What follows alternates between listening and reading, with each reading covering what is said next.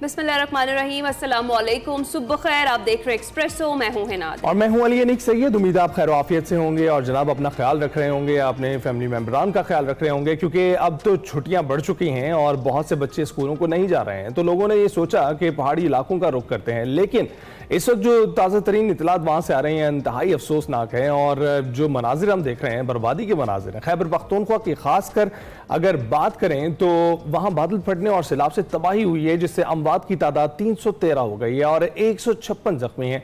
ये वो आदाद शुमार है जो रिपोर्ट किए जा रहे हैं, मगर हतमी रिपोर्ट अभी तक सामने नहीं आ सकी है। सबसे ज्यादा नुकसान जिला बुनेर में हुआ है, जहां 208 अफराद जान से गए हैं और 159 घरों को नुकसान पहुंचा है। 62 मुकम्मल तौर पर मुनहदिम हो गए हैं और सैलाबी रैले तो गुजर गए, मगर हर तरफ बर्बादी की दास्तानें छोड़ गए हैं। उधर गुज़िश्ता रोज NDMA में एक प्रेस ब्रीफिंग हुई, जिसमें general manager NDMA Zahra Hasan ने कहा कि आइंदा 24 से 48 घंटों में शदीद बारिशों का खतरा है। आज़ाद जम्मू कश्मीर की नीलम, पूंछ और बाग में सैलाब के खतरात हैं और खैबर पख्तूनख्वा में पेशावर, चित्राल, दीर, चारसदा में सैलाब के खतरात मौजूद हैं। जी हाँ, technical expert doctor Tayyab Shah ने यह कहा कि बारिशों के मौजूदा सिलसिला जो है वो 22 अगस्त तक जारी रहेगा, जिसमें मजीद शिद्दत भी मुतवक्के है। 22 अगस्त के बाद मानसून का एक और सिलसिला शुरू होगा। बारिशों के 3 मजीद सिलसिले पाकिस्तान की जानिब बढ़ रहे हैं।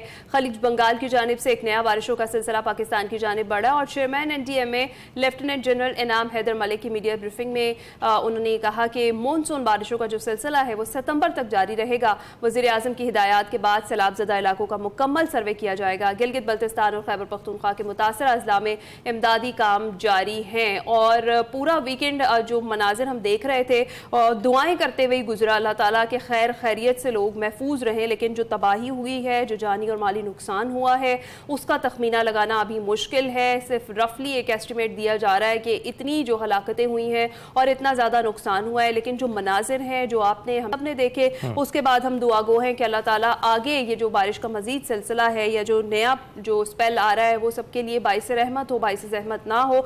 और इसी सिलसिले के पेश नज़र कराची और रावलपिंडी में भी कल से बारिशें हो रही हैं और जो हम बता रहे हैं कि स्कूल्स के हवाले से स्कूल्स तो सिर्फ मैट्रिक से आगे जो स्कूल्स हैं, कॉलेजेस हैं, वो खुल गए हैं। जो कराची की आपने बात की, अभी बूंदाबांदी हुई है, आज के रोज बारिश की पेशगोई की गई है। तो जनाब बारिश की पेशगोई बहुत से इलाकों में इस वक्त बहुत से इलाकों में बारिश हो रही है, अर्बन फ्लडिंग किया जा रहा है इसके साथ साथ ही, और ऑलरेडी बड़ा नुकसान हो चुका है। खास तौर पर जो हम सूरत हाल अभी तक देख रहे हैं खैबर पख्तूनख्वा की, वो बहुत ज्यादा ही अफसोसनाक और तकलीफ दे सूरत हाल है। जी, इस पर हमने बात करनी है। हमारे नुमाइंदे एहतशाम बशीर हमें ज्वाइन करेंगे पेशावर से। इसके साथ साथ मरियम बशीर जो है माहिर मौलियात, वो भी हमें मरियम शब्बीर साहिबा हमें ज्वाइन करेंगी। अब सबसे पहले जरा पेशावर का रुख करते हैं, एहतशाम बशीर से जानते हैं कि ताज़ा तरीन क्या सूरत हाल है। अस्सलाम वालेकुम एहतशाम बशीर, जरा बताइएगा क्या सूरत हाल है इस वक्त? जी वालेकुम अस्सलाम हिना। इस वक्त खैबर पख्तूनख्वा का जो ज़िला बुनीर है आफत ज़्यादा करार दिया गया है। सैलाब तो वहाँ से गुजर गया है, लेकिन अपने पीछे जो है तबाही की कहानियाँ छोड़ गया है। जो वहाँ पर छोटे छोटे गांव थे जहाँ पर घर बसाए गए थे, 20-25 घरों का जो इलाका था वहाँ वो बिल्कुल सफ़े हस्ती से मिट गया है।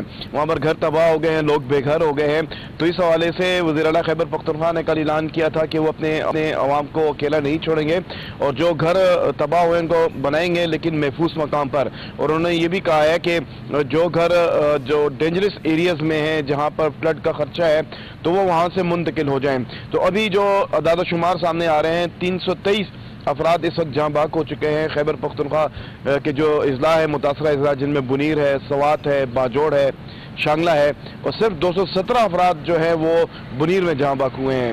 इसी तरह 59 घर जो है जो स्कूल हैं वो तबाह हुए हैं, और इसमें जो राब्ता सड़कें हैं, पुलें हैं, वो भी काफ़ी हद तक मुतासर हुई हैं।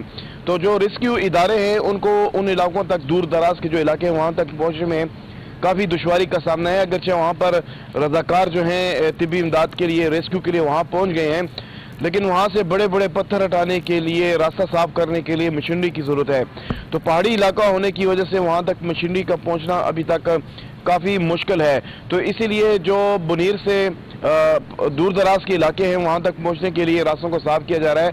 पाक फौज के जो जवान हैं वहाँ पर पहुँच गए हैं और वहाँ पर राब्ता पुलें जो हैं वो तामीर की जा रही हैं और कोशिश की जा रही है कि जो मशीनें हैं वो वहाँ तक पहुँचाई जा सकें।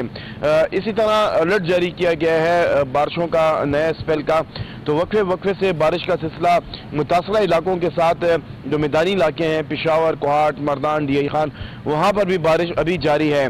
तो इसीलिए हिदायत की गई है जो आजकल जैसे कि आपने कहा है कि बच्चों की छुट्टियां हैं, लोग सयाह के लिए वहाँ पर पहुँचना चाहते हैं, तो उनको भी हिदायत की गई है कि वो इन इलाकों में जाने से गुरेज करें। और जैसे कि ग्लोबल वार्मिंग है जारी की हुई है, जो मौसमी तग़य्युरात हैं उसमें तब्दीली आ रही है, तो उससे सबसे ज़्यादा मुतासरा जो हो रहे हैं वो खैबर पख्तूनख्वा के इलाके हो रहे हैं, जो पहाड़ी इलाके हैं जिनमें सवात है, मलाकंड के चतराल है, बुनेर जैसे कहा गया है, और जो बाजोड़ के इलाके हैं, तो यहाँ पर ज़्यादातर सैलाब का खदशा रहता है, जो फ्लड आता है। तो इसीलिए इन इलाकों में पहले से भी जो PDMA हैं उन्होंने हिदायत जारी की थी मुतल्लिका इज़ला के डिप्टी कमिश्नर्स को, लेकिन ये पहला वाक़या है। वहाँ पर जो हमारे बुनीर के रहने वाले हैं उन्होंने ये बताया कि पहली मरतबा बुनीर में ऐसा जो है ख़तरनाक सैलाब आया है और जिससे काफ़ी ज़्यादा तबाही हुई है। तो इसीलिए वहाँ पर अभी जो फोकस है खैबर पख्तूनख्वा की हुकूमत का और वफाकी हुकूमत का वहाँ पर किया जा रहा है, और जो बेघर लोग हुए हैं उनको रहने के लिए टेंट फराम किए जा रहे हैं, खाना पीने की चीज़ें फराम की जा रही हैं। लेकिन सूबाई हुकूमत का कहना है कि सिर्फ सूबाई हुकूमत ही नहीं, मुखियर हज़रात को, इदारों को और खुसूसन वफाकी हुकूमत को इसमें अपना किरदार अदा करना चाहिए। बिल्कुल। और वफाकी हुकूमत की अगर बात करें तो इमदाद देने का उन्होंने भी कहा था, उनकी इमदाद पहुंची है, और अभी आपने थोड़ी देर पहले सूबाई हुकूमत का भी मौक़िफ़ बयान किया। तो ये जो कार्रवाइयाँ सूबाई हुकूमत की जानिब से वो कहाँ तक पहुंची और वफाकी हुकूमत की जो इमदाद है वो कहाँ तक पहुंची? देखिए, मुशीर इत्तलात ने इस हवाले से हमें कल ब्रीफिंग दी थी। उनका ये कहना था कि जो सूबाई हुकूमत की तरफ से इमदाद है वो फराहम कर दी गई है, वहाँ पर मज़ीद जो ट्रक हैं वो फराहम किए जा रहे हैं। लेकिन फेडरल गवर्नमेंट का उन्होंने कहा है कि वज़ीर-ए-आज़म शहबाज शरीफ और वज़ीर आला पंजाब मरीम नवाज उनसे रब्ता किया था, और उन्होंने भी यकीन दहानी की है कि मुश्किल की इस घड़ी में उनके साथ खड़े हैं। लेकिन अभी वफाकी हुकूमत की तरफ से उनका ये कहना था कि कोई ऐसी ख़ास इमदाद जो है वो उनको फराहम नहीं की गई है। पाक फौज का उन्होंने जिक्र किया है कि 5 हेलीकॉप्टर्स जो है उन्हें फराहम किए गए हैं कि यहाँ वो उनकी डिस्पोजल पर हैं और जो रेस्क्यू है उसमें कामों में हिस्सा ले रहे हैं। लेकिन अभी उन्होंने ये कहा है कि अगर वफाकी हुकूमत की तरफ से कोई मदद नहीं भी की जाती तो तब भी सूबाई हुकूमत इस पोजीशन में है कि वो अपने जो मुतासरा लोग हैं उनकी मदद कर सकें। जी बिल्कुल ठीक है, बहुत शुक्रिया एहतिशाम बशीर, आप अपडेट कर रहे थे, आगे भी हम लेते रहेंगे। मरियम, जिस तरीके से अभी आपने भी बात सुनी, एहतिशाम ने अपडेट किया, NDMA के हवाले से जो एडवाइजरीज थी वो भी सामने थी कि क्लाउड ब्रस्ट का अंदाज़ा नहीं लगाया जा सकता, लेकिन सूरत हाल तो ये है कि दरियाओं की सफाई हम कर सकते थे, या वहाँ जो लोगों ने घर बनाए हैं उनको हम खाली करवा सकते थे, लेकिन हम होश के नाखून तभी लेते हैं जब कोई हादसा हो जाता है। क्या कहेंगी? जी एब्सोल्युटली, बड़ा अनफॉर्चुनेट है कि कई दहाइयों से हमारे यहाँ सैलाब आते जा रहे हैं, लेकिन अभी तक हमारे इदारों ने सीखा नहीं है कि रिस्पॉन्ड कैसे करना है। ये जब आफत आ जाती है तो उसके बाद रिस्पॉन्ड किया जाता है। जो प्रिपेयर्डनेस का काम है उस पर पाकिस्तान बिल्कुल भी काम नहीं करता है। आप देखें कि पिछले 25 साल का डेटा उठा के देखें तो बहुत मेगा फ्लड्स और कुछ छोटे छोटे फ्लड्स भी आते रहे हैं, जिससे काफी भारी नुकसान लोगों का होता रहा है। तो NDMA अर्ली वार्निंग्स तो ये थोड़ी इशू कर देते हैं, लेकिन ये बताते नहीं है, कोई गाइडेंस नहीं है, कोई अरेंजमेंट लोगों के लिए नहीं है कि कहाँ लोग जाएं। लिखा जाता है कि जी नकल मकानी करने, तो क्या अरेंजमेंट्स जो है हमारे गवर्नमेंट्स ने, जो PDMAs हैं, जो डिस्ट्रिक्ट लेवल पर हमारी ACDCs वगैरह हैं, वो उनके लिए क्या अरेंजमेंट्स करके रखते हैं। बेसिकली आपको डिफरेंट इदारों के दरमियान जो है वो एक तरह का डिस्कनेक्ट नजर आता है। मुझे ये नजर आता है कि NDMA की ये जो रिपोर्ट्स होती हैं इसमें हर दफा जी हफ्ते के बाद या आप तो डेली बेसिस पे भी डेथ का काउंट दे रहे हैं, जख्मी इतने हुए हैं, हाउसेस इतने डैमेज हुए हैं। मेरा ख्याल है कि जर्नलिज्म के लोग ज्यादा बेहतर काम कर सकते हैं।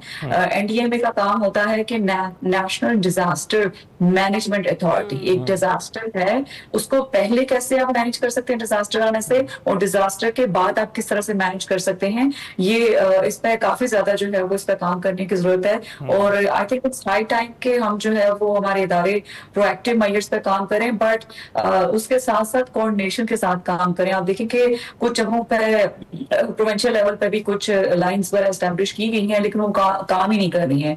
तो किस तरह से टेलीकम्युनिकेशन अथॉरिटी के साथ मिलकर जो है काम किया जा सकता है, सेल्यूलर नेटवर्क ऐसे इलाकों में पहुंचाया जा सकता है ऐसी सूरत हाल में, लोग कहीं ट्रैप मतलब किस तरह से इंफॉर्म कर सकते हैं। सिटीजन साइंस कॉन्सेप्ट होता है जिसमें बहुत सारे मुश्किल आपके जियोग्राफिकली इलाके होते हैं जहाँ पे इदारे बड़े बाद में पहुंचते हैं, मीडिया का सबका बड़ा पहुंचना बड़ा मुश्किल काम होता है जियोग्राफिकली डिफिकल्ट एरिया से। तो वहाँ पे सिटीजन साइंस एक ऐसी चीज होती है जिसमें जो लोकल लोग हैं अगर उनको ट्रेनिंग इस तरह की दी जाए कि वो उसी वक्त जो है वो आपकी पिक्चर या आपकी वीडियो बना के अपलोड जो है वो क्लाउड में करते हैं सैटेलाइट के थ्रू, तो इदारे उससे इन्फॉर्म रह सकते हैं कि ये इलाके हाई रिस्क के इस वक्त है जहाँ पर लोग ट्रैप्ड हैं, फौरी तौर पर उनकी मदद फिर किस तरह से की जा सके। जी बिल्कुल। तो ये बताएं कि वज़ीर आज़म ने अर्ली वार्निंग सिस्टम नस्ब ना होने का इतराफ भी किया है, जबकि वर्ल्ड बैंक ने पाकिस्तान के लिए 2018 में $188 मिलियन फंड मंजूर किए थे, जिसमें $6 करोड़ जो थे अर्ली वार्निंग सिस्टम और रेडार्स के लिए मुख्तस किए गए थे। मगर 300 में से 110 ऑटोमेटिक वेदर स्टेशन ही खरीदे जा सके और कोई रेडार्स नहीं है। माहिरीन जो ये बताते हैं कि 1992 से अब तक जंगलात का रकबा 18% कम हो चुका है, जबकि चरागाहें सिर्फ 20 से 30% तक अपनी मुमकिना बायोमास पैदा कर रही हैं। तो क्या किया जाए, अवाम को इदराक जो है वो किस तरह से दिया जाए और ये जो हुकूमत है वो प्रोएक्टिवली किस तरह से मैय्यस ले सकती है? जी देखिए, जितने भी ये प्रोजेक्ट्स होते हैं अनफॉर्चुनेटली जो भी हम नेगोशिएशंस हमारे डेलीगेशंस जाते हैं गवर्नमेंट की तरफ से, हर साल ही होती हैं कॉन्फ्रेंस ऑफ पार्टीज के ऊपर। इस साल भी आप देखें नवंबर में जो है वो ब्राजील में होने जा रही है, लेकिन आई एम डेड श्योर कि इस दफा भी वो जाके स्टैट दे देंगे कि ये हमारे इकोनॉमिक लॉसेस हुए हैं, इतने लोग हमारे मर गए हैं, इतना हमें पैसा चाहिए। व्हाट इज मिसिंग इज के हर दफा प्लान नहीं होता है उनके पास के मिसाल के तौर पर बुनेर में इतना डैमेज हुआ है इकोनॉमिक और नॉन इकोनॉमिक लॉसेस का, तो उसको रिकवरी के लिए क्या कर सकते हैं। मिसाल के तौर पर नॉन इकोनॉमिक लॉसेस में आप देखें कि मेंटल हेल्थ इश्यूज इस ट्रॉमा की वजह से लोगों के बहुत होते हैं कि खानदान के 10-10, 22-22 लोग चले गए, तो उनके लिए इस ट्रॉमा से निकलना बड़ा मुश्किल काम होता है। उस ट्रॉमा को एड्रेस करने के लिए पैसा चाहिए, आप वो प्रोजेक्ट प्रपोजल्स में डालें, वो प्लान में डालें। इसी तरह से अर्ली वार्निंग का जो प्रोजेक्ट का आपने जिक्र किया वो इसीलिए अनसक्सेसफुल होते हैं कि हम फंडिंग की रिक्वेस्ट तो करते हैं लेकिन हमारे पास प्लान ही नहीं होता है इम्प्लीमेंट करने के लिए। आप क्लाइमेट चेंज मिनिस्ट्री का बजट देखें, लास्ट टाइम जो एलोकेट हुआ था उसमें से मेजर चंक उसका अनयूज रहा था, और जो बजट ऑलरेडी मिलता भी है वो बड़ा कम मिलता है जो एनुअल बेसिस पे हमें मिलता है। तो मेरा ख्याल है इट्स हाई टाइम के जो एक्सपर्ट्स हैं उनको ऑन बोर्ड लेके, खास तौर पर ये जो अथॉरिटी क्लाइमेट चेंज अथॉरिटी है बनाई गई है, committees advisory committees, when I was back in Pakistan I was advisory member, ये जो national standing committee on climate change है उसकी मीटिंग एक बार भी कन्वीन नहीं हुई थी 3 साल में, गवर्नमेंट ने कभी भी कॉल नहीं किया।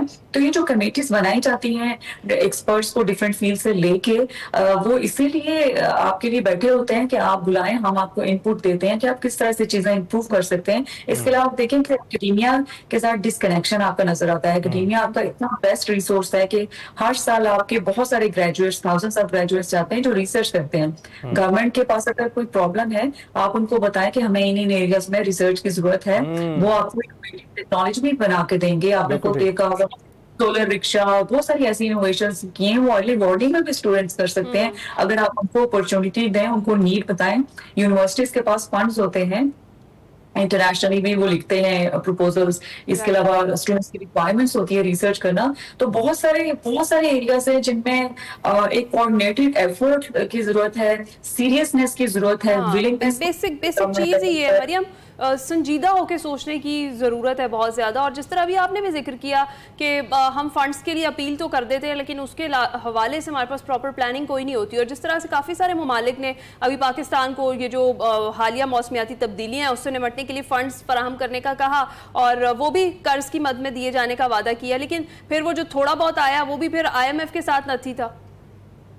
जी बिल्कुल, ये एक अनफॉर्चुनेट है कि जो पेरिस एग्रीमेंट के अंडर आपका जो है वो क्लाइमेट अडेप्टेशन फंड एक होता है या ग्रीन क्लाइमेट फंड होता है। इसके अलावा ये लॉस एंड डैमेज फंड जो दुबई में कॉन्फ्रेंस ऑफ पार्टीज हुई थी उसमें फाइनलाइज हुआ, उसमें जो आपके तरक्की याफ्ता ममालिक they are supposed to contribute funds to that. लेकिन उसमें प्रॉब्लम ये है कि पिछले 30 सालों से नेगोशिएशंस जो है वो चल रही हैं G77 प्लस चाइना के साथ, जिसमें पाकिस्तान भी G77 कंट्रीज में आता है। ये एक ब्लॉक के तौर पर निगोशिएट कर रहे होते हैं हम सब ममालिक के साथ। उसमें प्रॉब्लम ये आता है कि थोड़ी सी आपको विलिंगनेस का भी प्रॉब्लम नजर आता है है इंटरनेशनल लेवल पे। आप देखें कि जम्मू में पैसा इन्वेस्ट करने के लिए है लोगों के पास, कंट्रीज के पास, लेकिन वो आपको कभी भी ये नहीं चाहेंगे कि आप इतने एम्पावर हो कि आप अपने क्लाइमेट चेंज क्राइसिस, जिसकी वजह से बहुत इकोनॉमिकल लॉसेस आपके होते हैं, आपकी इकोनॉमी बिल्कुल बैठ जाती है हर बार, तो उससे आप कभी भी निकल पाए। वो आपको इसी विशियस साइकिल में थोड़ा कहते हैं कि जो there are like books out there कि जो क्लाइमेट चेंज है it's a very political agenda, international level पे इसको पॉलिटिकल एजेंडा एक बना दिया गया है। तो ये डिप्लोमेसी, जो रीजनल डिप्लोमेसी है, उसकी काफी साफ जरूरत है। रीजनल डिप्लोमेसी के हम रखेंगे तो ही जो है वो हम इन ममालिक के ऊपर प्रेशर डालने की कोशिश करेंगे। और बिल्कुल ये जो लोन के फॉर्म में दिए जाते हैं पैसे, IMF के थ्रू ये शर्तें रखी जाती हैं, या वर्ल्ड बैंक भी जो है वो इक्का दुक्का प्रोजेक्ट के फॉर्म में देता है, ये कोई सस्टेनेबल सोर्स ऑफ फंडिंग नहीं है पाकिस्तान का, जिस मेगा लेवल पे क्लाइमेट चेंज की क्राइसिस और इमरजेंसी की सिचुएशन इस वक्त चल रही है। I think it's high time कि पाकिस्तानी इदारे जो है वो मिल बैठे और प्लान तैयार करें हर डिस्ट्रिक्ट लेवल पे, हर प्रोविंस का, और फिर सबमिट करवाएं इंटरनेशनल कम्युनिटी को कि ये आपकी वजह से हमारी डैमेजेस हुए हैं, आपकी एमिशंस की वजह से, और आप हमें कंपनसेट दें अंडर पेरिस एग्रीमेंट। बिल्कुल ऐसा ही है, बिल्कुल ऐसा ही है। मरियम, बहुत बहुत शुक्रिया हमसे गुफ्तगू करने के लिए। और बिल्कुल आपने ठीक से पेरिस एग्रीमेंट के अंदर भी हाँ ये बात इसे एक्नॉलेज किया गया कि तगय्युरात जो आ रहे हैं उसमें एमिशंस जो तरक्की याफ्ता ममालिक है उनकी जानिब से, तो कॉन्ट्रीब्यूशन उनकी जानिब से पोल्यूशन में ज़रूर है, लेकिन जब भी फंडिंग की बात आती है तब टाल मटोल किया जाता है, या फिर इतनी कंडीशन लगा दी जाती है कि उस फंडिंग को प्रॉपरली इस्तेमाल नहीं किया जाता, या वो टाइम पर मुयसर नहीं होती है। ब्रेक के बाद हाजिर होंगे। Welcome back to Expresso. हम जिस तरह से मानसून बारिशों और इससे होने वाली तबाही पर बात कर रहे हैं, तो अब कुछ गिलगित बल्तिस्तान का जिक्र कर लेते हैं। कई मकामात पर बारिश से और ग्लेशियर पिघलने से ज़मीनी कटाव इस वक्त भी जारी है, और इसी हवाले से मजीद हमने बात करनी है। हमें ज्वाइन कर चुके हैं फैजुल्लाह फराक साहब, तर्जुमान गिलगित बल्तिस्तान हुकूमत हैं। अस्सलाम वालेकुम फैज साहब, सुबह बखैर, आप कैसे हैं? अल्लाह का करम है, गुड मॉर्निंग। फैज साहब, ये बताइएगा कि गिलगित बल्तिस्तान में इस वक्त ताज़ा तरीन सूरत हाल क्या है, और क्या तमाम तरह रेस्क्यू ऑपरेशन मुकम्मल कर लिया गया है? गिलगित बल्तिस्तान में कल से आज तक कोई ताज़ा बाढ़ और सैलाब तो नहीं आए हैं, लेकिन गिलगित बल्तिस्तान भर के 14 जिला के अंदर रेस्क्यू, सर्च और रिलीफ ऑपरेशन जारी है। कहीं पे रेस्क्यू है, कहीं पे सर्च है और कहीं पे रिलीफ है, क्योंकि जुमरात के रोज जो जिला गिदर के इलाके में तबाही हुई थी, जिसमें बहुत ज्यादा तबाही हुई थी। एक ही जिले में 9 अफराद जा भाग हुए थे, और उसके अलावा वहाँ पे सड़कें तबाह हुई थी और लोगों के सैकड़ों घर मुंधाम हुए थे, जिसके नतीजे में वहाँ तमाम तर चीजें मुअत्तल हो चुकी थी, बिजली, पानी, सड़कें, सब कुछ, और मवासलाती निज़ाम भी दरहम बरहम था। और बहुत सारे इलाकों में जो फार फ्लंग है वहाँ के, वहाँ पे लोग फंसे हुए थे। इसलिए जब भी गिदर के इलाके में कुछ इलाकों में रेस्क्यू ऑपरेशन जारी है, कुछ लोगों को निकाला जा रहा है, ज्यादातर लोग निकाले जा चुके हैं। जबकि दूसरी जानिब नलतर के मकाम पर जो एक हाईवे का एक हिस्सा बह गया था, जिसकी वजह से नलतर में कुछ टूरिस्ट फंसे हुए थे, उनके लिए भी सड़क की बहाली नहीं हो सकी अब तक। और आज इंशाल्लाह उम्मीद है कि नलतर एक्सप्रेस वे बहाल हो जाए, जिसके नतीजे में जो वहाँ पे 30 लोग नलतर में जो टूरिस्ट है वो फंसे हुए थे, उनको आज हम निकालने में कामयाब हो। जबकि दूसरी जानिब कुछ इलाकों में इमदादी कार्रवाई, रिलीफ ऑपरेशन चल रही है। तो रिलीफ ऑपरेशन तो गिलगित बल्तिस्तान भर के तमाम इजला के अंदर चल रही है, और कुछ इलाकों में रेस्क्यू भी चल रही है, क्योंकि खरमन के मकाम पर माँ बेटी बह गई थी, उनको तलाश किया जा रहा है, और दियामर में 2 दरिया में बह गए, उनको तलाश किया जा रहा है। अच्छा, और फैज साहब, गिजर और गांचे की क्या सूरत हाल है, उस हवाले से भी जरा बताइएगा। गांचे में बहुत तबाही हुई है, उनके वहाँ पे ब्रिजेस बह गए हैं और लोगों को काफी मुश्किलात का सामना भी है।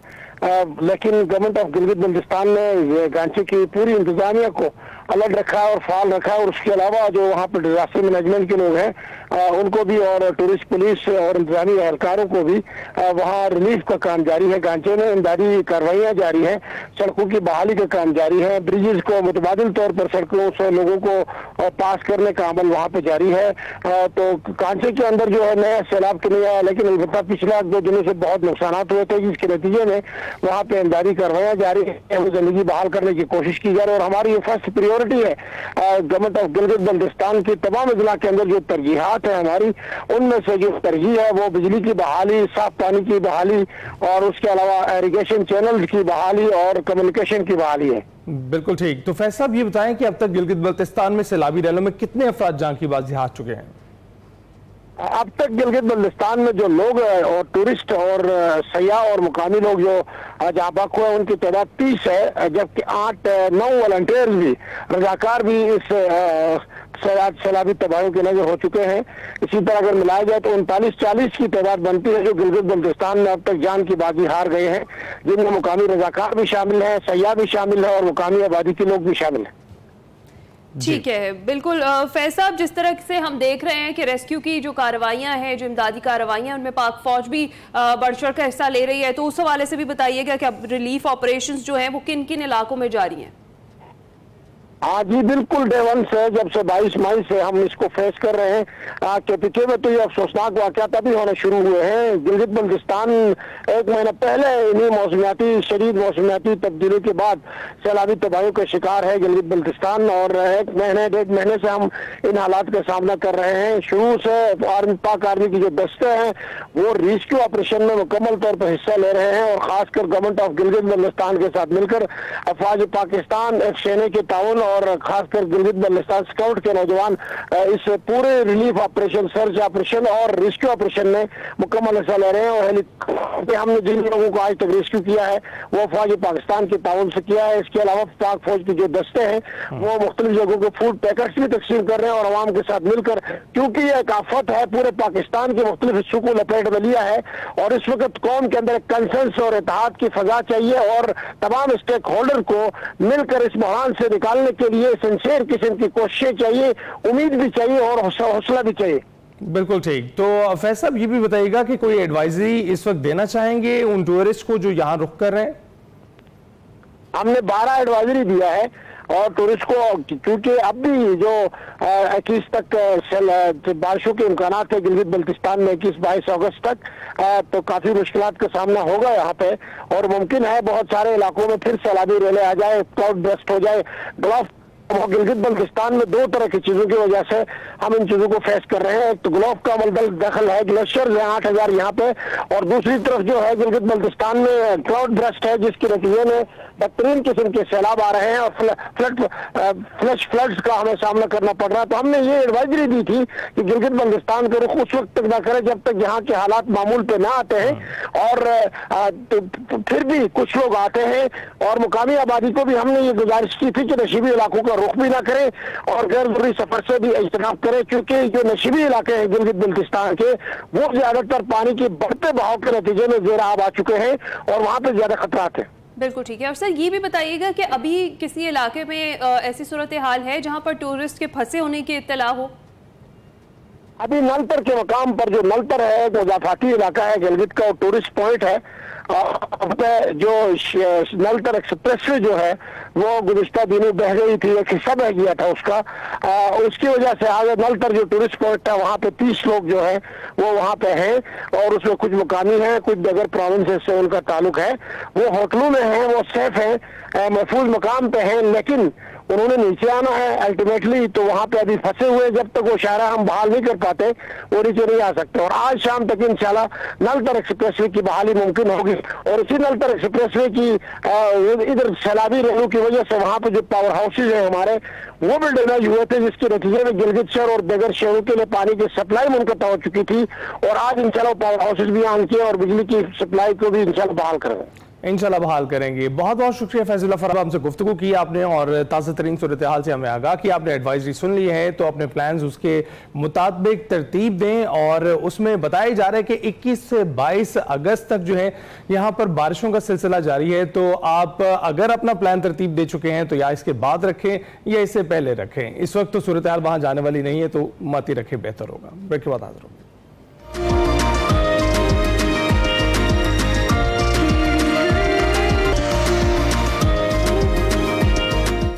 Welcome back to Expresso. नाज़रीन, आपको एक और अच्छी खबर देते हैं कि पाकिस्तान के नौजवान इंजीनियर्स ने दुनिया के सबसे बड़े और बावकार इंजीनियरिंग मुकाबले फार्मूला स्टूडेंट यूके में अपनी सलाहियतों का लोहा मनवाया है। ये मुकाबला हर साल सिल्वरस्टोन सर्किट बरतानिया मुनक़िद होता है, जहाँ दुनिया भर की यूनिवर्सिटीज़ अपनी छोटी फार्मूला तर्ज की कारें बनाकर मुकाबलों में हिस्सा लेती हैं। पाकिस्तान की टीम फर्न ने पहली बार इस इवेंट में हिस्सा लिया और वो भी ऑटोनोमस व्हीकल कैटेगरी यानी खुदकार गाड़ियों के मुकाबले में। ये कोई आम मुकाबला नहीं है बल्कि दुनिया की टॉप यूनिवर्सिटीज़ के साथ सख्त मुकाबला था।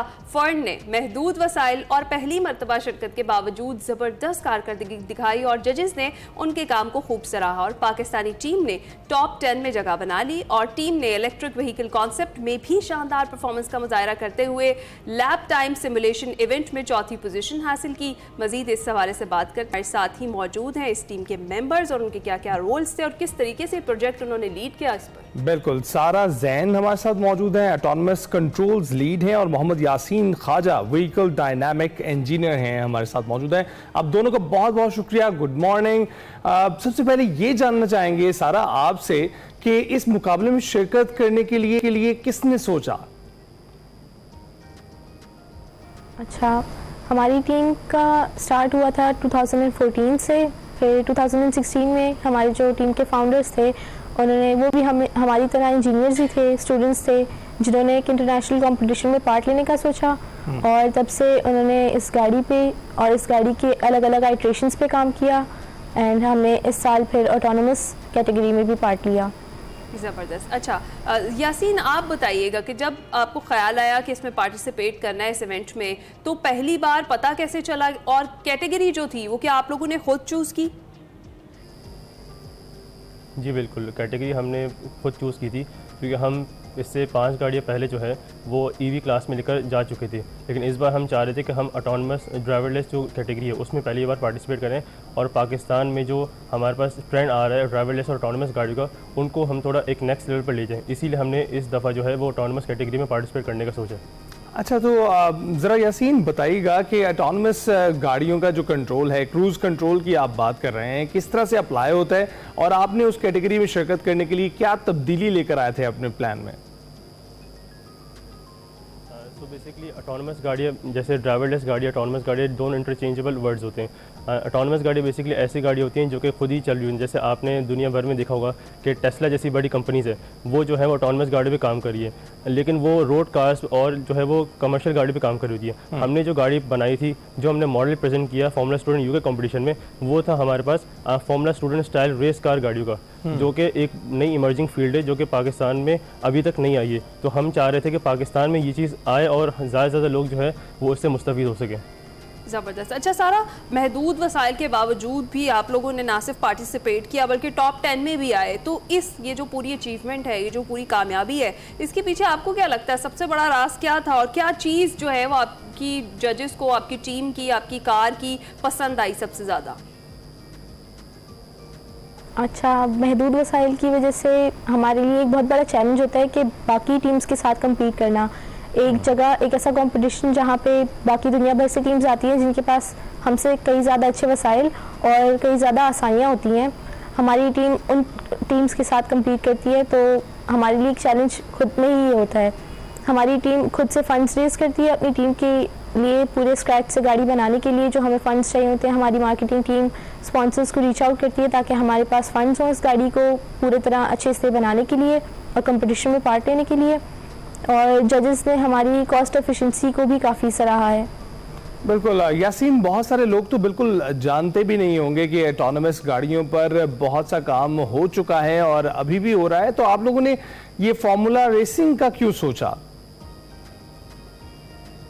क्योंकि हमारी टीम बेसिकली जो है वो पिछले टाइम से जो है वो 10 सालों से जो है वो इलेक्ट्रिक गाड़ी में पार्टिसिपेट करना चाह रही थी और उसके बारे में अच्छी खासी नॉलेज जो है वो पाकिस्तान में हम स्प्रेड भी कर चुके थे। फार्मूला कल्चर पाकिस्तान में हम ला भी चुके थे, लेकिन ऑटोनमस गाड़ियाँ जो हैं वो पाकिस्तान में अभी तक किसी ने इसी कैटेगरी में पार्टिसिपेट नहीं किया था।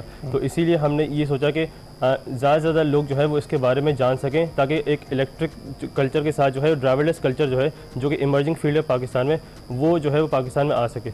बिल्कुल ठीक है। अच्छा सारा, ये भी बताएं कि जो इलेक्ट्रिक व्हीकल कॉन्सेप्ट है उसमें 4th पोजीशन आप लोगों ने ली है, उस कारनामे के हवाले से भी जरा हमें तफसील से बताएं। बहुत बड़ी अचीवमेंट है हमारे लिए। टॉप 5 में आना एक बहुत बड़ी बात होती है ऐसे कंपटीशन में जहाँ 60+ टीम्स आती हैं, और उन 60+ टीम्स में पाकिस्तान का नाम टॉप 5 में आना, 4th पोजीशन पे आना हमारे लिए बहुत बड़ी बात होती है।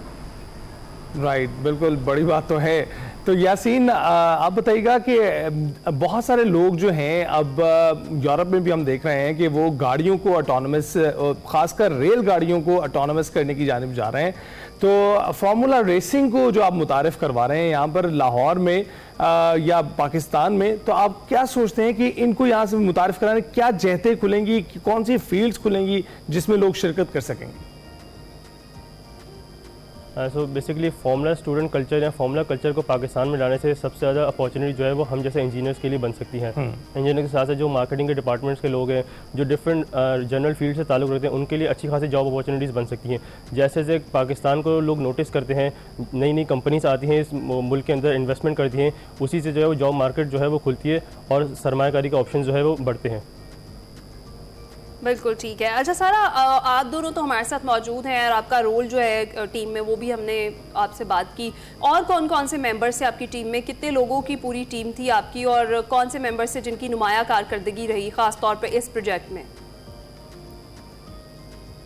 हमारी टीम कंसिस्ट करती है 35 मेंबर्स की। उसमें फर्स्ट ईयर से लेके 4th ईयर तक के सारे मेंबर्स होते हैं, और हमारे ही सीनियर्स हमें सिखाते हैं काम करना, और उसके बाद हम ही उस गाड़ी पे काम कर रहे होते हैं। हमारी टीम के 4 डिपार्टमेंट्स हैं, इलेक्ट्रिक, मैकेनिकल और marketing and autonomous. In 4 departments के लोग मिलके काम करते हैं। हम सारे इस गाड़ी की तैयार करने पे, इसकी मार्केटिंग पे सब मिलके काम करते हैं, और फिर इस कंपटीशन तक अपनी टीम को लेकर जाते हैं। बिल्कुल। यासीन, बताइएगा कि कितना टाइम लगता है इस प्रोजेक्ट को बनाने में, और लोगों की अंडरस्टैंडिंग के लिए बताइएगा कि ये प्रोटोटाइप आप लेकर भी गए थे साथ? जी, इस प्रोजेक्ट को बनाने में 1 साल से लेकर 2 साल तक लग सकते हैं। डिपेंड करता है ये सब कि हमारे पास कितने जल्दी जो है फंड्स इकट्ठा होते हैं और किस तरीके जो है हम जो है वो आगे अपनी चीज़ों को परस्यू करते हैं। सेकेंडली अगर मैं बात करूँ तो जो हमारे पास फंड्स की बात की जाए तो हमारे पास डिफरेंट स्पॉन्सर्स होते हैं जो कि हमें बेसिकली स्पॉन्सर्स करते हैं, जिनमें जो हाईलाइटेड अगर मैं नेम लेना चाहूँ तो पीसी ऑटोमोटिव है, विन सोर्स है, निज़ाम टेंट्स है, बच्चा पार्टी है, एंड बाकी फर्दर स्पॉन्सर जैसे पाकिस्तान पेट्रोलियम लिमिटेड है। ये जब स्पॉन्सर होते हैं ये हमें स्पॉन्सर करते हैं, उनसे हम फंड इख्तियार करते हैं, एंड देन फिर हम अपनी गाड़ी को मैन्युफैक्चर करना स्टार्ट करते हैं। तो 1 से 2 साल के दरमियान का टाइम हमें रिक्वायर होता है इस गाड़ी को मैन्युफैक्चर करने में। सेकेंडली, जब गाड़ी को बाहर ले जाने की बात की जाए तो अनफॉर्चुनेटली हम इस गाड़ी को इस साल कॉम्पिटिशन में बाहर नहीं ले जा सके, क्योंकि हमने जो है वो पार्टिसिपेट किया था, वो कॉन्सेप्ट क्लास में पार्टिसिपेट किया था। तो कॉन्सेप्ट क्लास में अपना मॉडल जो है वो लेकर गए थे, एंड देन वो हमने वहाँ पे प्रेजेंट किया, और उसमें हमारी जो है वो लैप टाइम सिमुलेशन में 4th पोजीशन आई थी अमंग 60+ टीम्स, एंड हमारे पास 9th पोजीशन आई थी इन द ऑटोनमस कैटेगरी। बिल्कुल ठीक है। अच्छा सारा, बताएं क्या फ्यूचर गोल्स है और आगे कोई ऐसा कंपटीशन है जिसमें पार्टिसिपेट करना है बतौर टीम आप लोगों ने? जी ज़रूर, हमारी टीम का मकसद ही होता है कि हम एक बार कंपटीशन में पार्ट लें और उससे अपनी मिस्टेक्स से सीखें, अपने परफॉर्मेंस से सीखें, आगे किस तरह हम इम्प्रूव कर सकते हैं अपने आप को, वो सब सीखें, और अगले कंपटीशन को टारगेट करते हैं हम। इस साल हमारी ऑटोनमस कैटेगरी में पहली परफॉर्मेंस थी। इंशाल्लाह हम पाकिस्तान को इसी तरह और आगे ऑटोनमस कैटेगरीज में पार्टिसिपेट करवाते रहेंगे और अच्छी पोजीशंस हासिल करते रहेंगे। सारा और यासीन, हमसे गुफ्तगू करने के लिए बहुत बहुत शुक्रिया आपका। अपने प्रोजेक्ट को शेयर करने, अपनी कामयाबी को शेयर करनी है। एंड दिस इज अनबिलीवेबल जो हमारे किड्स कर रहे हैं, ऑटोनमस इलेक्ट्रिक व्हीकल्स की जानिब जा रहे हैं। और आपको यकीन दिलाता हूँ कि यूरोप में इस वक्त बहुत तेज़ी से काम हो रहा है, अमेरिका में बहुत तेज़ी से काम हो रहा है ऑटोनमस गाड़ियों पर। और ये अनबिलीवेबल है कि हमारी जो इंडस्ट्रीज़ हैं, हुकूमतें हैं, उनकी तवज्जो इस जानिब नहीं है, लेकिन हमारे बच्चों की जो है वो माइंड्स यहाँ पर मौजूद हैं, और वो ना सिर्फ अपना लोहा मनवा रहे हैं, जीत के दिखा रहे हैं, बल्कि वो पॉसिबिलिटी भी पैदा कर रहे हैं कि आपकी सड़कों पर भी ये गाड़ियां दिखाई देंगी। ब्रेक के बाद हाजिर।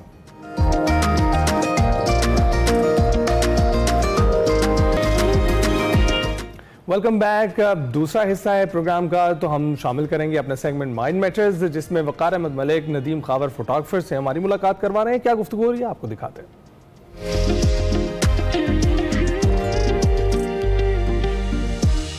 अस्सलाम वालेकुम नाज़रीन, मैं वक़ार अहमद, आप देख रहे हैं माइंड मैटर्स। हमारे साथ उस्ताद नदीम खावर साहब बैठे हुए हैं। नदीम खावर साहब जो हैं पाकिस्तान के मायानाज फोटोग्राफर हैं।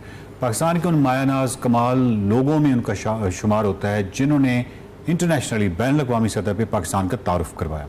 और फोटोग्राफर्स को ये बहुत बड़ा क्रेडिट जाता है कि पाकिस्तान का जो रोशन खूबसूरत लैंडस्केप और कल्चर, इसको बैनुल-अक़वामी सतह पे भी और कौमी सतह पे भी बहुत ही कमाल तौर पे उन्होंने मुतारिफ करवाया इस कल्चर को और लैंडस्केप को। नदीम खावर साहब जो हैं, इनकी जो तस्वीरें हैं उसके अंदर अगर आप देखें कि एक मोमेंट नज़र आती है, यानी लाइफ है और लाइफ भी स्टिल नहीं है बल्कि लाइफ भी मूवमेंट में है। जिस तरह हमने बलूचिस्तान की आपको तस्वीरें दिखाई थी तो वहाँ पे जो हिंदू ख़वातीन थी और वो जो दोस्त थे हिंदू, वो जब नीचे जा रहे थे एक पहाड़ से नीचे उतरते हुए, तो हवा चल रही थी और एक उसके अंदर एक मूवमेंट है। आपको किसी भी हवाले से और किसी भी बड़ी तस्वीर का ये खासा होता है कि वो आपको साकित नज़र नहीं आती, गो कि टेक्निकली हम कह सकते हैं कि ये साकित तस्वीरें। आज का जो हमारा मौजू है वो बहुत ही ज़बरदस्त है। वो दरियाओं पे गुजर बसर करने वाले जो लोग हैं उनको जिस तरह कैप्चर किया है नदीम खावर साहब की आंख ने। कैमरा तो अपनी जगह बहुत अच्छा होगा, लेकिन ये जो पीछे आंख है और उसके पीछे जो जहन है वो बहुत कमाल है। बहुत शुक्रिया उस्ताद जी। ये बताइए कि ये जो तस्वीरें हम देख रहे हैं, इन तस्वीरों में एक ऐसे लगता है जैसे मूवमेंट है, एक आप साकित किसी सूरत नहीं लगती, बोलती हुई तस्वीरें लगती हैं।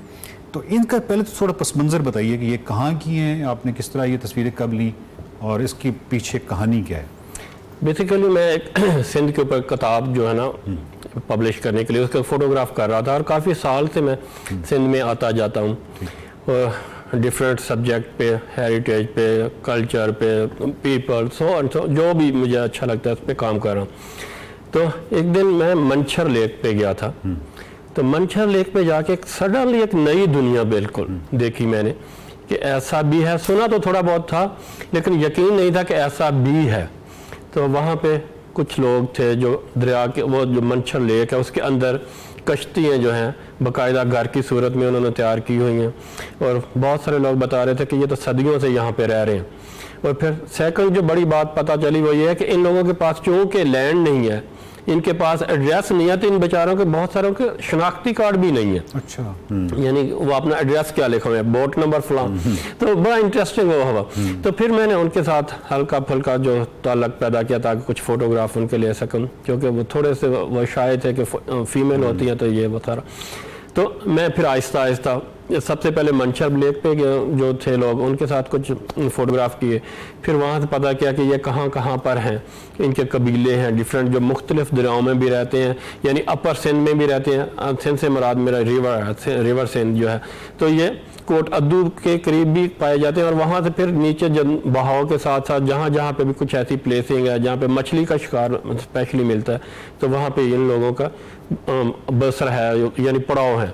तो मेरे से जहाँ तक हो सका फिर मैं उन लोगों तक पहुँचा और उनके फ़ोटोग्राफ किए। तो सर ये इस तस्वीर में जो इन तस्वीरों में सेटिंग है, उस सेटिंग में आप उन लोकल लोगों से तो रिक्वेस्ट कर सकते हैं कि आप यूँ बैठ जाएं, बच्चे को कह सकते हैं तुम यूँ बैठ जाओ, बोले एक बगले को कैसे बिठा सकते हैं? वो आपकी कैसे सुनता है? बेसिकली तलाश है, आप एक अच्छे ऐसे मोमेंट की तलाश करते हैं जो आपके लिए सूटेड हो, आपके लिए आप समझ लें कि आप एक स्टेज लगाया हो। यकीन करें इसमें ये जो आपने बात की है ना, ये जितने भी बैठे हुए हैं ना, ये सारे नेचुरल माहौल में वो आप कहते हैं, हालांकि ये सारे उन्होंने बांध के बिठाए हुए हैं। ये जितने आप देख रहे हैं ना, इनको एक रस्सी के साथ शाम के वक्त बांध के छोड़ दिया जाता है और रात को जो वाइल्ड होते हैं वो इनके करीब आ जाते हैं। आप एक फोटो देखेंगे जिसमें एक बंदा जो है वो पानी के अंदर जा रहा है और उसके सर के ऊपर तो वो पानी के अंदर सिर्फ अपना नाक बाहर रख के सांस लेता जा रहा होता है और ऊपर वो जो बगला बैठा हुआ है ना, तो उस वजह से वो जो वाइल्ड बगले हैं वो डरता नहीं है। तो ये फिर नीचे से जाकर उसकी टांग पकड़ के उसको हंटिंग करते हैं। बेसिकली ये मेथड ऑफ हंटिंग भी है, उन लोगों का गुजर इस तरह भी होता है। तो उसको लाइव भी पकड़ते हैं, बेचते भी हैं या जो भी, लेकिन मोस्टली हंटिंग के तौर पर। आप इस फोटो में देखिए, ये मैंने एक फ़ोटो देखी थी बहुत साल पहले जब मैं स्टार्टिंग में था फोटोग्राफी को, तो ये नेशनल ज्योग्राफिक के फ्रंट पेज पे छपी थी। तो जब मैंने देखी तो यार उसमें फिर पाकिस्तान में, तो मैं ढूंढता था कि यार ये कहाँ पे है, ये कब मैं इस जगह पे पहुंचूंगा। तो जब मैं मंछर पे गया तो फिर वहां से मुझे जो पता चला, मैं इनकी तहकीक में आ गया। तो फिर एक सुबह मुझे ये बंदा मिला, तो मैंने उससे पूछा कि ये तूने क्या रहा है? कह रहा मैं जा रहा हूँ शिकार के लिए। तो फिर मैं उसके साथ साथ फिर 1-2 दिन रहा, तो फिर मुझे पता चला कि ये इनका क्या तरीका है वारदात है और किस तरह ये सारा कुछ करते हैं।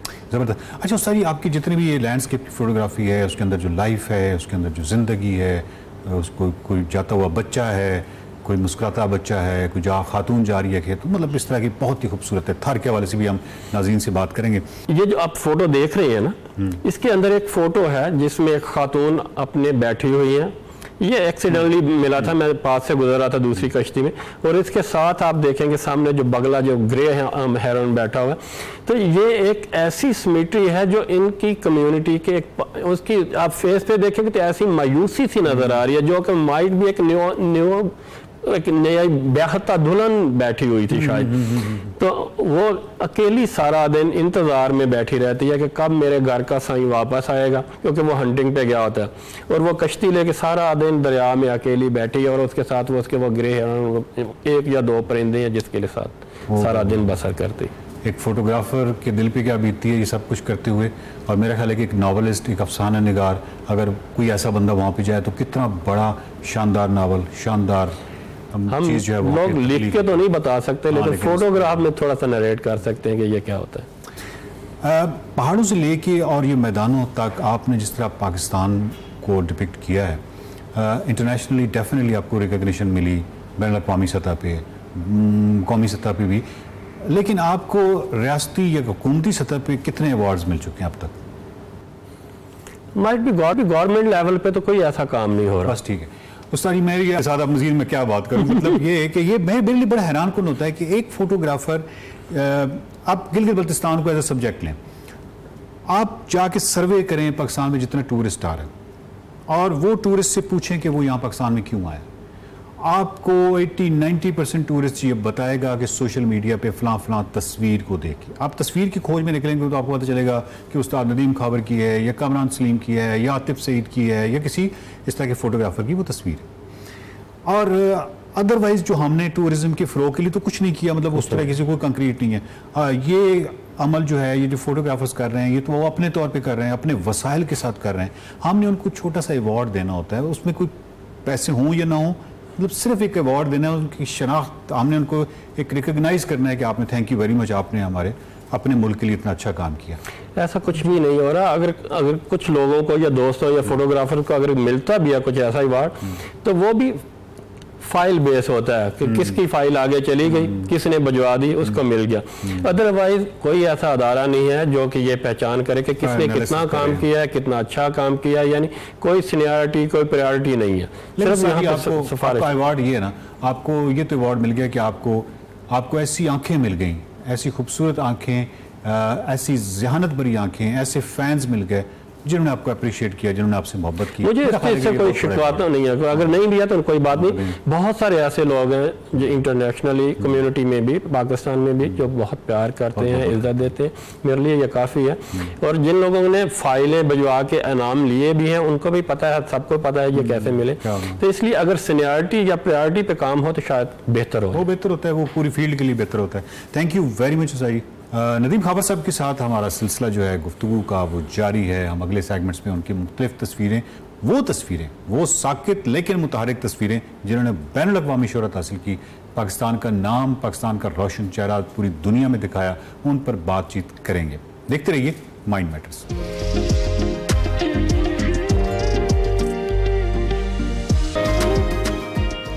Welcome back. हमने प्रोग्राम के पहले हिस्से में पाकिस्तानी तालिबे इल्मों की कामयाबियों का जो सफ़र है वो आपसे शेयर किया था। एक और पाकिस्तानी तालिबा से आपकी मुलाकात कराते हैं। मानू चीमा उनका नाम है। तालीमी मैदान में दुनिया भर के बच्चों को उन्होंने पीछे छोड़ दिया है, और ब्रिटिश पाकिस्तानी तालिबा मानू चीमा ने GCSE और O लेवल की जो इम्तहानात हैं उसके बाद A लेवल में भी हैरान कुन कामयाबी हासिल की है। और मानू चीमा ने A लेवल के इम्तहान में 24 A ग्रेड्स के साथ जो है उन्होंने मुतादिद आलमी रिकॉर्ड अपने नाम कर लिए हैं। उन्हें शानदार कामयाबी के सबब यूनिवर्सिटी ऑफ ऑक्सफोर्ड के मुमताज़ एक्सेटर कॉलेज में दाखिला भी मिल गया है। और 18 साल की महनूर चीमा हैं, उन्होंने A लेवल के इम्तिहान में आलमी सतह पर 4 और GCSE को मिलाकर तकरीबन 6 आलमी सतह के रिकॉर्ड बनाए हैं।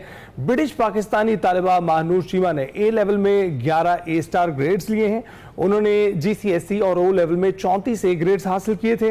महानूर शीमा ने IQ टेस्ट भी दिया जिसमें उनके 161 नंबर आए, जो कि एल्बर्ट आइंस्टाइन से भी ज्यादा है। महानूर जहानत के लिहाज से दुनिया के सर-ए-फहरिस्त 1% अफराद में शामिल है और महानूर पियानो भी बजा सकती है, सवारी भी करती हैं, स्विमिंग भी करती हैं और शतरंज भी खेलती हैं और मजीद क्या कुछ करती हैं महानूर से ही जान लेते हैं। जी हाँ, महानूर हमारे साथ मौजूद है। महानूर, बहुत शुक्रिया हमें ज्वाइन करने के लिए। सबसे पहले तो महानूर, 18 साल की उम्र में एक बार फिर से आपने तारीख रकम कर दी है, ये कैसे कर लिया आपने? सबसे पहले तो आपका बहुत शुक्रिया, thank you so much for having me. ये रिकॉर्ड इनिशियली मेरा GCSEs के बाद एम था कि मैं कोई 30 के करीब सब्जेक्ट्स करूं। मेरा दिल था कि मुझे पता था यूनिवर्सिटी से पहले ये मेरे पास फाइनल अपॉर्चुनिटी है कि मैं जितना कर सकती हूँ, जितने सब्जेक्ट कर सकती हूँ, जितने अपने हराइजन्स को ब्रॉड कर सकती हूँ, वो अभी पढ़ाई करनी पड़ेगी। तो मेरा एम तो 30 था, लेकिन अनफॉर्चुनेटली स्कूल के क्लैशेस की वजह से काफ़ी बिजी शेड्यूल था, एग्जाम पे कुछ कैंसिल करने पड़े, तो फिर आके 24। Well done Mahnoor, well done, आपने बेहतरीन कारकर्दगी दिखाई और एल्बर्ट आइंस्टाइन के जो IQ टेस्ट है उससे भी ज़्यादा आपने नंबर लिए हैं। तो ये बताएं कि महानूर, A लेवल के इम्तिहान में आपने 24 A ग्रेड्स के साथ नुमाया कारकर्दगी दिखाई, मुतादिद आलमी रिकॉर्ड्स अपने नाम किए, तो कौन कौन से रिकॉर्ड आपने बनाए? जी, इस बार A लेवल में GCSEs में ऑलरेडी 2 थे और फिर ये A लेवल में सारे मिला के अब 6 हो गए। A लेवल में 4 थे।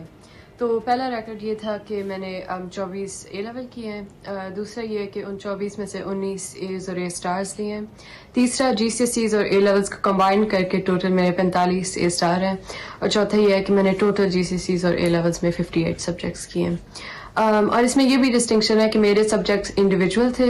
मुझे पता है कि पास्ट में ऐसे होता था कि स्टूडेंट्स अपने नंबर्स को थोड़ा सा बूस्ट करने के लिए सब्जेक्ट्स रिपीट कर लेते थे अक्रॉस डिफरेंट एग्जाम बोर्ड्स। तो अगर उन्होंने ज्योग्राफी की है वो साथ कर लेते थे अप्लाइड ज्योग्राफी या biology and then human biology.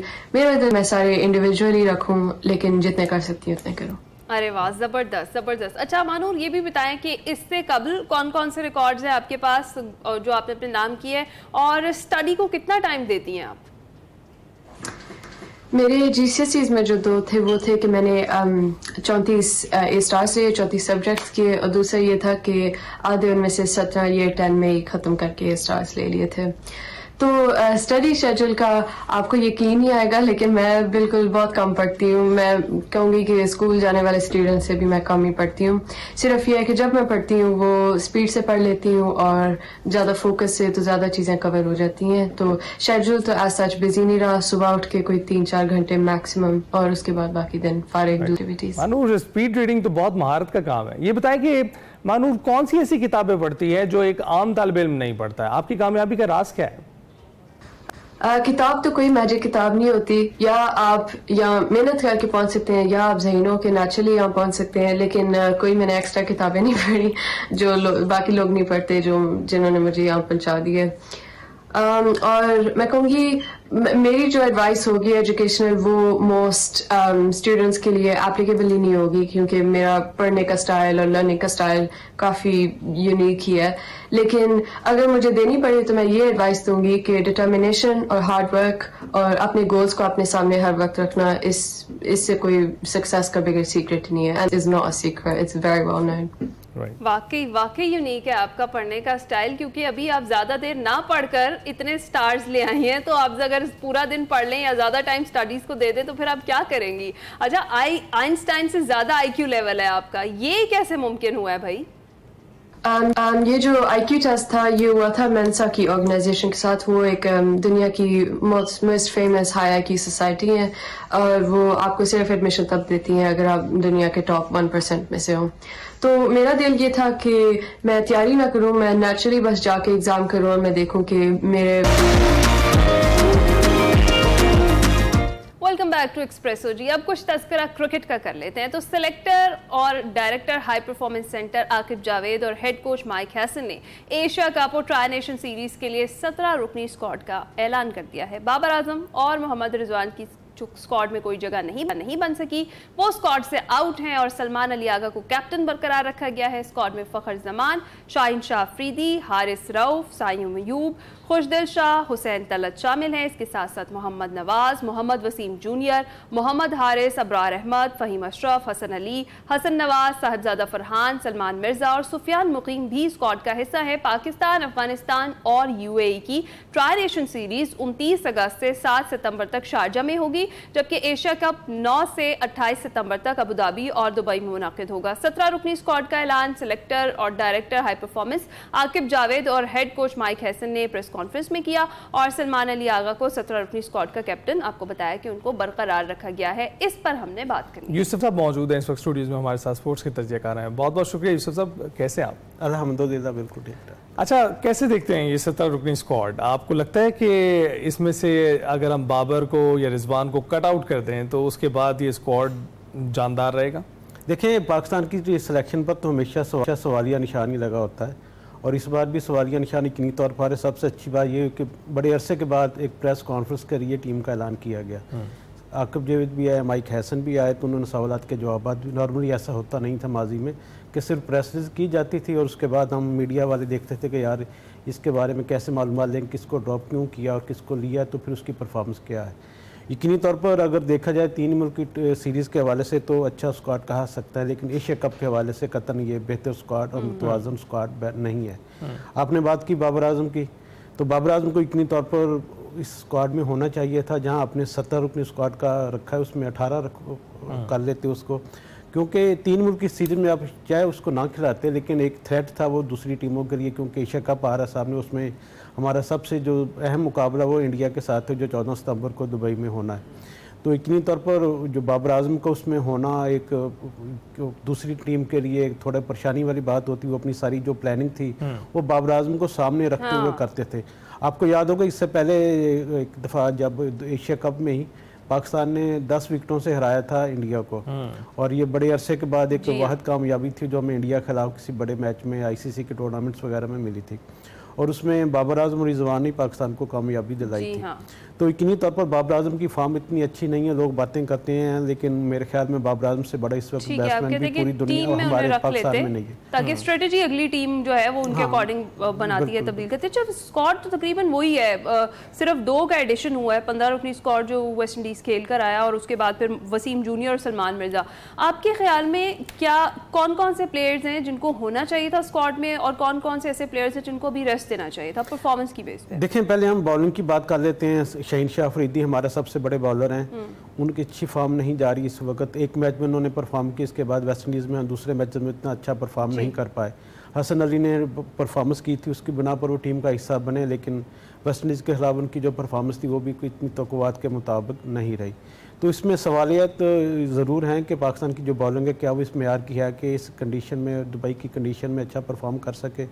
उसमें यकीनी तौर पर अब्बास अफरीदी की जगह बनती थी, क्योंकि हमने जहाँ पे वसीम जूनियर को लिया है वो अनफिट थे, एकदम से उनको बगैर मैचेस खिलाया, बगैर प्रैक्टिस करवाया, आपने उसको स्क्वाड का हिस्सा बना लिया, और उसमें 3 मुल्क की सीरीज़ भी है, उसमें एशिया कप भी है। तो मेरे ख्याल में हमें चाहिए था कि अब्बास अफरीदी, जिनको हमने बांग्लादेश के खिलाफ स्क्वाड का हिस्सा बनाया था, बिल्कुल सिमिलर कंडीशन यहाँ पर दुबई में भी होंगी। इसलिए मेरे ख्याल में अगर अब्बास अफरीदी को भी ले लिया जाता, वसीम जूनियर की जगह ज़्यादा पाकिस्तान की जो कम्बिनेशन था वो बेहतर हो सकता था। हमारे पास चूँकि हारिस और शाहीनी 2 बड़े नाम है, किन्हीं बड़े नामों के साथ सिलेक्शन कमेटी ने उसको जाने का फैसला किया है, और कोर्स के हम अक्सर ये कहते हैं कि टीम में तसलसल उस वक्त आएगा जब टीम में तसलसल आएगा। बार बार तब्दीलियों से हमेशा नुकसान होता है। तो वो फॉर द बेस्ट के पाकिस्तान की टीम अच्छा परफॉर्म करे। तो स्क्वाड में आप बैटर्स बॉलर्स का तनासुब ठीक देख रहे हैं? देखिए, साइम अयूब ओपनर के तौर पर एक बहुत बड़ा हम स्टार उसको समझते हैं, लेकिन उस वक्त उनकी जो परफॉर्मेंस अभी तक उस अहलियत के मुताबिक वो दे नहीं पाए। 1-2 मैचेस में अच्छा परफॉर्म करते हैं, फिर उनका वो डाउनफॉल शुरू हो जाता है। तो उनको मेरे ख्याल में थोड़ा सा बेहतर करने की ज़रूरत है। साहिबजादा फरहान के साथ हमें मेरे ख्याल में पाकिस्तान को उनको प्लेइंग 11 का ज़रूर हर टीम का हिस्सा बनाना चाहिए, क्योंकि हम तरजीह देते हैं साहिबजादा फरहान को कि साइम अयूब को पहले खिलाएं, साहबजादा फरहान को बाद में लिया जाए, लेकिन साहबजादा फरहान को जब जब चांस मिला है उन्होंने परफॉर्म किया और पाकिस्तान के लिए अच्छा करने की कोशिश की है। अगर साहबजादा फरहान को हम प्लेइंग 11 का हिस्सा रखते हैं तो इससे थोड़ा थ्रेट होगा साइम अयूब पर कि उनको भी अपनी आप जो खामी उनको बेहतर करने के लिए तवज्जो देना पड़ेगी। अगर अब अभी से हम मान लें कि साइम अयूब से बड़ा हमारे पास प्लेयर कोई नहीं है, वो स्टार बहुत बड़ा है, तो वो ये उसके साथ भी ज़्यादती होगी और पाकिस्तान टीम के साथ भी ज़्यादती होगी।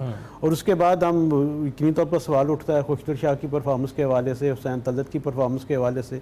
ये ऐसे नाम हैं कि जो चंद मैचेस में परफॉर्म करते हैं उसके बाद फिर वो मुसलसल उनकी जो परफॉर्मेंस का मेयार वो नहीं रहता।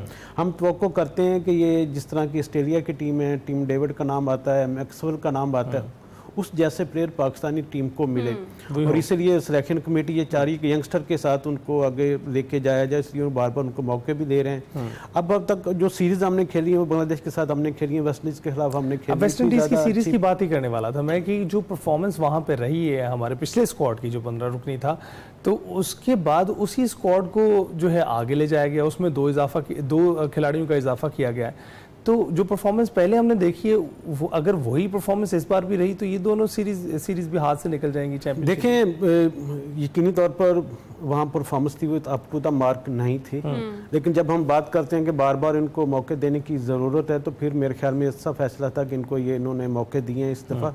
लेकिन ये थोड़ी कंडीशन का बहुत ज़्यादा फ़र्क होगा इसमें, और वो चूँकि आम सीरीज़ थी और इसमें टीमों का सख्त मुकाबला देखने को मिलेगा, बड़ा इवेंट है। पहला जो ये यंगस्टर के लिए एक चैलेंज होगा दोनों इवेंट्स।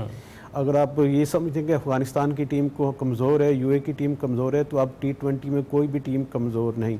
और जिस तरह जो इससे पहले जो मैचेस हुए हैं अफगानिस्तान की टीम ने हमेशा पाकिस्तान को टफ टाइम दिया, तो शारजा में जो मैचेस होंगे उनके साथ मेरे ख्याल में पाकिस्तान के लिए अलार्मिंग सिचुएशन होगी और उससे हमें अंदाज़ा होगा कि पाकिस्तान की टीम एशिया कप में किस तरह की परफॉर्मेंस दे सकेगी। तो मेरे ख्याल में उस वक्त भी पाकिस्तान सिलेक्शन कमेटी के पास, हेड कोच के पास चांस होगा कि वो टीम में 1-2 तब्दीलियाँ करके एशिया कप के लिए जो कम्बिनेशन उसको बेहतर किया जाए।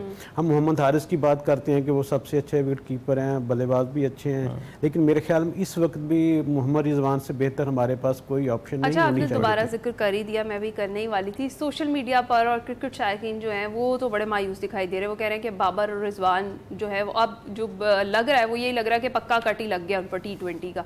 तो विराट कोहली भी बड़ी देर तक फॉर्म में नहीं थे लेकिन उन्हें सपोर्ट मिलती रही बाकायदा। तो आपके ख्याल में सपोर्ट किए जाना चाहिए इन प्लेयर्स को? देखें बिल्कुल सपोर्ट करने की ज़रूरत है उस वक्त तक कि जब तक वो जो यंगस्टर है हमारे उस पाए के ना बन जाए, जिस तरह का बाबर आजम है, मोहम्मद रिजवान है, लेकिन एकदम से आप उनको बाहर कर देना ये उनके साथ ज़्यादती है। तो मेरे ख्याल में अगर कुछ तहफ़्फ़ुज़ात थे उनकी परफॉर्मेंस के हवाले से, कुछ खामियाँ थी तो उनको दूर करने की ज़रूरत थी और उसका ये काम आकिब जावेद को करना चाहिए था, माइक हैसन को करना चाहिए था। NC हमारे पास है, वहाँ पर कोचेज़ हैं जो अब जब हम लाखों रुपए कोचेज़ उनको तनख्वाह देते हैं तो फिर मेरे ख्याल में जो खामियाँ खिलाड़ियों को दूर करना भी उनकी जिम्मेदारी है। बस सिर्फ हम ये बना लेंगे जी आकिब जावेद का ये कहना कि हम ये बाबर आजम और रिजवान के साथ नहीं जाएंगे, तो ये मेरे ख्याल में पाकिस्तान के साथ ज़्यादती है।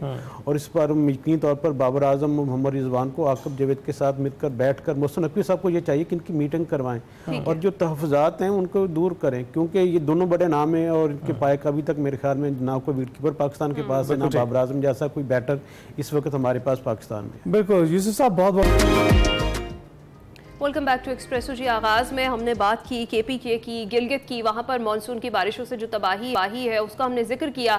ऐसा कैसे हो सकता है कि आज़ाद जम्मू कश्मीर का हम जिक्र ना करें? वहाँ पर भी कई मकामात पर बारिश से, ग्लेशियर से पिघलने से ज़मीनी कटाव इस वक्त भी जारी है और वहाँ की जो सूरत हाल है वो जानेंगे। आसिफ रज़ा मीर हमारे नुमाइंदे वहाँ पर मौजूद हैं और अभी भी वहाँ पर बारिश हो रही है, उसके बावजूद हमें ज्वाइन किया उन्होंने। आसिफ अस्सलाम वालेकुम, बहुत शुक्रिया आपने हमें ज्वाइन किया। ये बताइएगा कि इस वक्त क्या सूरत हाल है आज़ाद कश्मीर की, क्या सूरत हाल नॉर्मल है? वालेकुम सलाम जी। बिल्कुल आप सूरत हाल को नॉर्मल तो नहीं कह सकते। एक ऐसा खिता कि जो क्लाइमेट चेंज की जद में हो और जहां पर आए रोज इस तरह के ग्लेशियर्स तेजी से मेल्ट हो रहे हो और क्लाउड ब्रस्ट और आसमानी बिजली गिरने के वाकयात पेश आ रहे हो, तो ऐसे हालात को हम नॉर्मल हालात नहीं कह सकते। और बारिशों का जो सिलसिला गुज़श्ता 3 अयाम से जारी था, कल एक दिन बीच में वक्फा आया और आज फिर मूसलाधार बारिश का सिलसिला शुरू हो गया है। गुज़श्ता जो बारिशों का सिलसिला था इसमें 13 से ज़ायद कीमती इंसानी जानें जो है वो आप ये कहें कि वो लोगों ने अपनी जान आफरीन के सुपुर्द की। 150 से ज़ायद मकानात तबाह हुए, कई गांव जो है वो बहुत बुरी तरह मुतासर हुए। आज़ाद कश्मीर का वादी नीलम, मुजफ्फराबाद, लिपा, बाग, रावलाकोट, ये वो पहाड़ी मकामात है जहाँ पे सबसे ज्यादा इन बारिशों से मुतासर हुए। आपका जो इंफ्रास्ट्रक्चर है वो बुरी तरह मुतासर हुआ और यहाँ पे क्लाउड बर्स्ट का एक चेन डेवलप हो रहा है। ये बड़ी हैरानकुन बात है कि जो पहले हम कभी कभार सुनते थे क्लाउड बर्स्ट या आसमानी बिजली गिरने के जो वाकयात थे, लेकिन अब तसलसल के साथ ये वाकयात पेश आ रहे हैं और माहिरीन इसको जो दुनिया भर में रूनुमा होने वाली माहौलियाती तब्दीलियां हैं, ग्लोबल वार्मिंग है, जमीन का जो दर्जा है हरारत बढ़ रहा है, हम जंगल काट रहे हैं, जंगलात पे आग लगाई जाती है और इसके अलावा हम जो माहौल के साथ फितरत के साथ एक जो हमने एक बिगाड़ मोल लिया है उसका शाखसाना है कि वो लोग भी इसकी जद में आ रहे हैं कि जिन्होंने शायद इस बिगाड़ में हिस्सा नहीं लिया। क्योंकि आप एक ऐसे रीजन में बसते हैं, आपके राइट लेफ्ट दो बड़ी ताकतें हैं जहां से आप देखते हैं कार्बन का अखराज बहुत ज्यादा हो रहा है और जमीन पर तो सरहदें हैं, फिजा की कोई सरहद नहीं है। तो टेम्परेचर का रेज होना, ग्लोबल वार्मिंग और क्लाइमेट चेंज की वजह से आजाद कश्मीर और पाकिस्तान बुरी तरह मुतासर हो रहा है और आपका इंफ्रास्ट्रक्चर पूरी तरह तबाह हो रहा है। और माहिरीन का ये कहना है कि अगर अभी से हमने क्लाइमेट चेंज इमरजेंसी का निफाज ना किया, अभी भी अगर हमने होश के दाखिल ना लिए तो आने वाला वक्त हमारे लिए मजीद मुश्किल पैदा कर सकता है। आसिफ ये बताइएगा कि आप क्लाइमेट चेंज की बात कर रहे हैं, उसकी ऐबतनाकी तो हम देख ही रहे हैं, लेकिन चूंकि आप वहां मौजूद हैं मुजफ्फराबाद में, इन चीज़ों को बड़ा इसकी हीट काफ़ी करीब से फील करें, तो हमारे नाज़रीन से शेयर कीजिएगा कि गुज़िश्ता सालों के मुकाबले में इस साल क्या ऐसा हो रहा है जिसकी वजह से इतनी तबाहकारियां देखने को मिल रही हैं।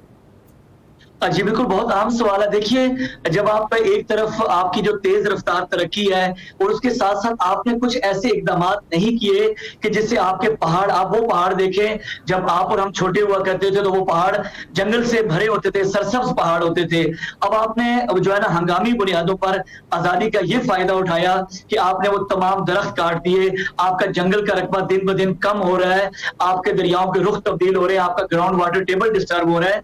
एक जानब तरक्की के नाम पे आप बेतहाशा कटाई कर रहे हैं, माहौल के साथ बिगाड़ ले रहे हैं, और दूसरी जानब जो मिटिगेशन मेजर से जो हिफाजती या तदारक के लिए जो इकदाम किए जाने थे वो नहीं हो रहे।